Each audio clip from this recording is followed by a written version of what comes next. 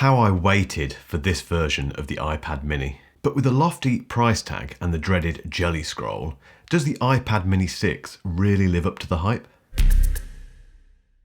Hello and welcome back to Ellis Reviews. Thank you for subscribing if you have, and if you haven't subscribed, the button is just down there. So I've spent 2 weeks now with the iPad mini 6, and as I've said numerous times, it's the one iPad that I was waiting for a long time. I love the form factor of the old iPad mini, but I just thought it needed that Pro/iPad Air 4 redesign. Well, Apple have done that. They launched this version of the iPad mini at their California streaming event, and it was a bit of a surprise. I think a lot of people weren't expecting them to do this, but they've done it. And as soon as I saw it, I thought, right, that is going to be my designated media consumption device. And finally, it's going to get me into digital note-taking wholesale. But as is often the case with new devices, when you get them, they don't always live up to the hype. So after 2 weeks with this tiny iPad, is it what I was hoping for? Right, I went for the base level version of the iPad mini 6.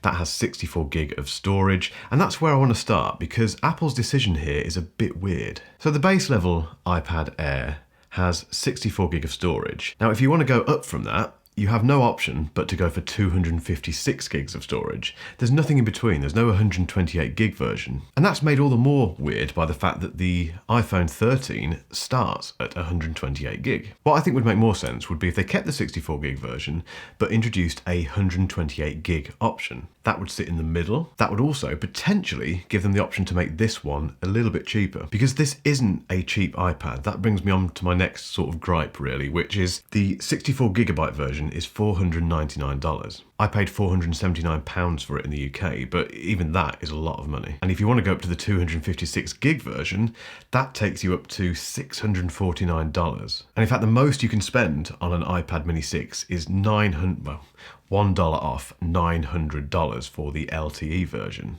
But you are getting quite a lot for your money, in fairness. So this has the A15 Bionic chip in it. I've said a lot about iPad chips over the last few months, particularly about the M1 version, which is incredible. They've put that chip in there, but they're not doing anything with it. And the problem with iPads, or it's a nice problem to have, is that they're just so powerful. They're so far ahead of themselves, and crucially, they're so far ahead of iPadOS 15. So I can't get that excited about it. But there's no escaping the fact that this has a better chip in it, or a more up-to-date and on paper faster and more performant chip than the iPad Air 4. You also get an 8.3-inch liquid retina display with True Tone. iPad screens are great. I mean, they're not incredible. They're not OLED. You know, there's things about them which aren't fantastic, including one thing with this, which I'll come on to later.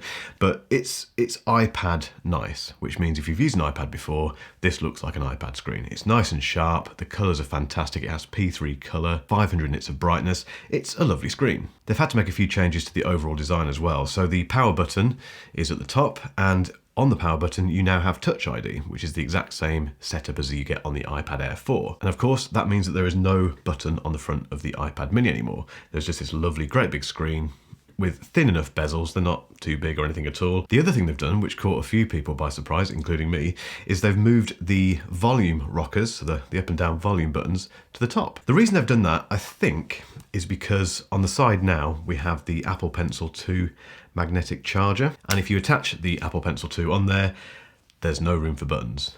Yes, technically they could put them on the other side, but there must be an engineering reason why they haven't done that. And I'll be completely honest with you, it doesn't matter that they're on the top. And what's really cool is that no matter which orientation you have the iPad in, the up and down volume changes to make the most sense. So if it's this way, for example, that is volume up. But if it's that way, the other one is volume up. It's really clever, nice little touch. What else have we got on the spec? Oh, USB-C. I'm so boring about USB-C, but it's such an important part of these devices because most other things that you buy these days that need charging come with USB-C. The only things that don't are iPhones, AirPods. It's just lovely to see USB-C on this, and obviously that gives you better options for data transfer. I've not tested that yet, but just from a charging point of view, it's great. What else have we got? So 12 megapixel front and rear cameras. The rear camera's not bad.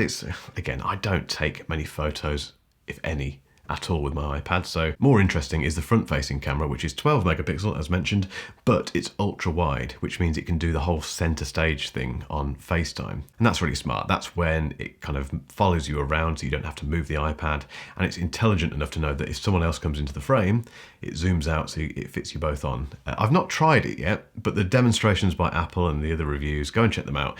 It looks very smart, and just having that on this iPad mini is a real plus, I think. So one of the most important things about this iPad is the form factor, and that's the thing that I've been looking forward to the most. And you can see now I'm just holding it with one hand clasped around both sides of it. You can't do that with an iPad Air. You obviously can't do that with a 12.9-inch iPad Pro. And don't get me wrong, they are both great iPads, fantastic in their own right and for their own reasons.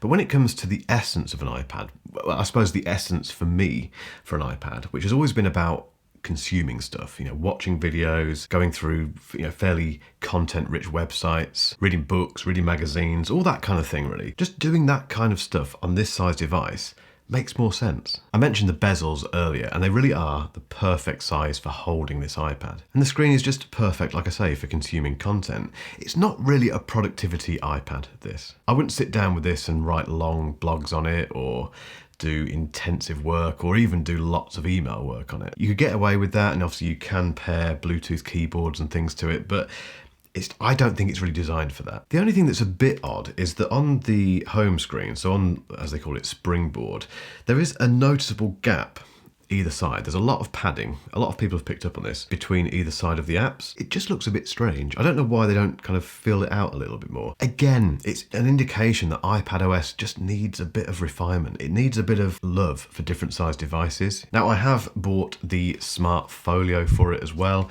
which attaches, as you would guess, via magnets very safely. It's going nowhere. And even adding this case doesn't add too much bulk or weight either. It just makes it a more complete package that you don't have to worry about quite so much, because it protects the back, it protects the screen, and you get all the functionality like the kind of stand like that, and it's just a nice little addition to it, really. It's not cheap, but you can obviously get third-party versions that are a bit cheaper. So overall, it's just a perfect sized iPad to carry around daily. Never gets in the way, slips into big pockets if you've got them, but also goes into any bag without any problem at all. And it's just the perfect partner for the iPhone 13 mini. Right, jelly scrolling. I want to mention this very quickly. If you're not aware, there's been quite a big hoo-ha made about something called jelly scrolling on the iPad mini 6. Now, this was made public knowledge by Dieter Bohn at The Verge, and he spotted that if you held the iPad in portrait and scrolled up and down on a web page with a lot of text on it, the entire screen appears to wave like that. Now, this is called jelly scrolling, but it's actually obviously a technical thing, and it's all to do with the screen refresh rate. I'm not going to go into the details of this because I don't really understand it, but from what I can gather, it's all to do with the direction in which the screen refreshes. So every type of screen like this will either refresh vertically or horizontally, which means one of the orientations is the kind of natural position for the screen. Now, for the iPad mini, if you hold it in landscape mode, there is no jelly scrolling. It doesn't do the wavy thing as you go up and down. It just looks fine. It's when you turn it this way that the refresh rate, which was previously going up and down, is suddenly going left and right. That is what contributes to this jelly scrolling effect. It's very difficult to demonstrate. I will try and do it now in some B-roll for you, but it's a very difficult thing to see unless you see it with your own eyes. But that's kind of the point with this, really. The frustrating thing is, I don't know if I would have spotted the jelly scrolling thing if I didn't know about it. It's that classic thing, what you don't know won't hurt you. And in reality, jelly scrolling doesn't get in the way of you enjoying this device, because if you find yourself looking for it, you're paying no attention to what you're actually doing on the screen. Whereas if you flip that around and pay attention to what you're doing on the screen, the jelly scrolling thing just disappears. My advice with this is forget about it. Apple won't do anything about it. There was kind of talk there might be a software update to fix it. I don't think that's going to happen. So they're not going to do anything about it. It's part and parcel of this iPad. But once you forget about it, it does not detract from what is a superb iPad. I wanted to make a quick note, excuse the pun, on note-taking with the iPad mini 6, because this is, as I've mentioned before, pretty much the primary reason I wanted this. And the fact that it works with version 2 of the Apple Pencil is just a dream, really. It's the perfect little package. Now, if you're interested, I use an app called Notability for taking notes. But as you probably know, Apple have made some really interesting updates in iPadOS 15 to their own Notes app, including this brilliant way that you can flick up a note from the bottom right-hand corner and start writing wherever you are in the operating system. The 12.9 6.9-inch iPad Pro was always just way too big for note-taking. It's a huge iPad, too big. The iPad Air 4, not far off, but it still felt a bit too big, a bit too unwieldy to take notes on. Now, I'm more used to notepads like this sort of size. That is what I was waiting for with the iPad mini. And if you compare them, this is a Lectern, I can't remember how you pronounce it, but they're pretty much the same size, very similar. So for me, that makes this a perfect note-taking iPad. If you like these size notebooks, then you're going to find the same thing. I also have a Paperlike on the way, which is a screen protector slash thing that makes the iPad feel a bit more like a paper surface. Because I think one of the other reasons I've never really stuck with digital note-taking is because it always feels a bit weird writing on glass. So I'm hoping that the Paperlike is going to kind of add that paper feel. Now, it's important to know that if you want to make use of this as a note-taking device, you really do need the Apple Pencil too. This is an awesome Apple Pencil, but it's also $119. So again, if you already add that to the already lofty price of the iPad mini 6, it really does push this device into quite serious money territory. So if it's a business investment, it's a bit of a no-brainer. Also, if you're an art student or someone who needs this to further their career, then okay, it's a lot of money, but what you get from having this and this is quite significant. So it's early days, but I will report back on my note-taking experience with the iPad mini 6. So make sure you subscribe and hit the bell so you don't miss that in the future.